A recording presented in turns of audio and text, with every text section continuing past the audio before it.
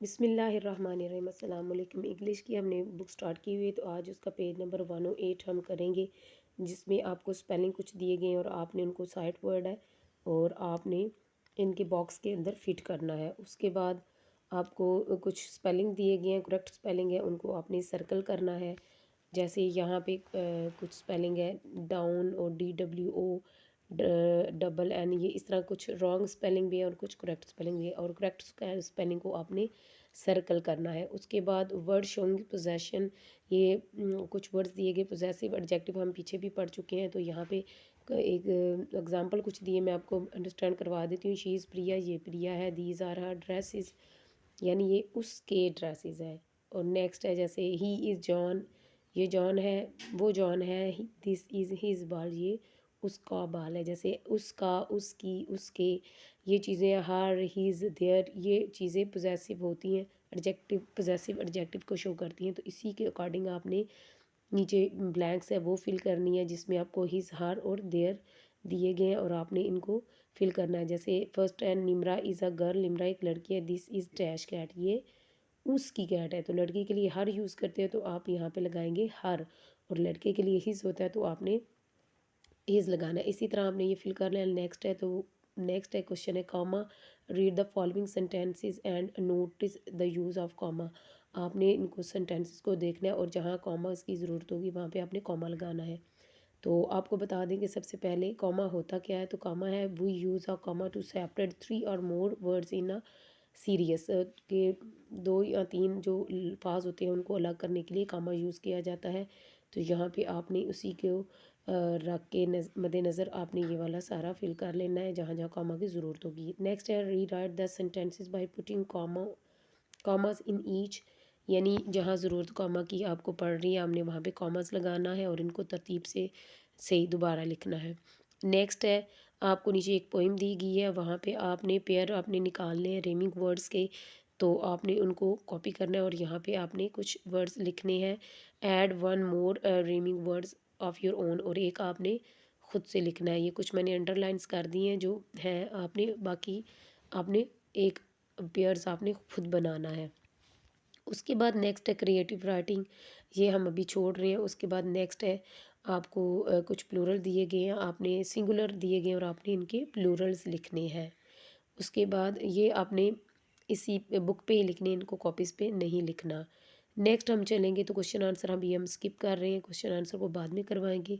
तो rewrite the sentences by using the correct capital letter and punctuation, जहाँ capital letter ज़रूरत है capital letter करना है और जहाँ ज़रूरत है पंक्चुएशन वहाँ आपने ऐड करनी है। जैसे W, where are you going, इसका डब्ल्यू आपने कैपिटल करना है और लास्ट पे आपने क्वेश्चन मार्क ऐड करना है। इसी तरह नेक्स्ट का जो है my favourite subject is English, तो आपने माय का एम कैपिटल करना है और नीचे वाले का हु इज़ योर फ्रेंड, तो आपने हु का कैपिटल करना है, लास्ट पे आपने क्वेश्चन मार्क लगा देना है। तो सेकंड वाला जो है उस पर आपने फुल स्टॉप लगाना है। बस आज का इतना ही है और इंग्लिश का काम बस यहाँ तक ही है, नेक्स्ट हम बाद में करेंगे।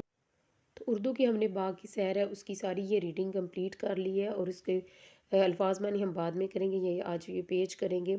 यानी हर शेर पर गौर करें, दुरुस्त जवाब का दायरा लगाएं। तो आपने शेर है गहरे गहरे हल्के हल्के रंग, हम उनके देखे चल के इस शेर में किस चीज़ के रंग की बात हुई है, तो आपने इसी तरह पढ़ के आपने ये सारे आंसर लगा लेने हैं। जैसे यहाँ पे है परिंदों के, बाग के या फूलों के, तो यहाँ पे है फूलों के, ये सारे आपने इसी तरह एज इट फिल कर लगने हैं जैसे यहाँ पे आपने लगाए हैं। उसके बाद आगे बढ़ेंगे तो आगे आपने मिसरे मुकम्मल करने हैं, शेर मिसरे मिलाकर शेर मुकम्मल करने हैं। तो आपने जो नज़म है उसको देख के आपने मुकम्मल कर लेने हैं। फिर उसके बाद कुछ सवाल दिए गए हैं।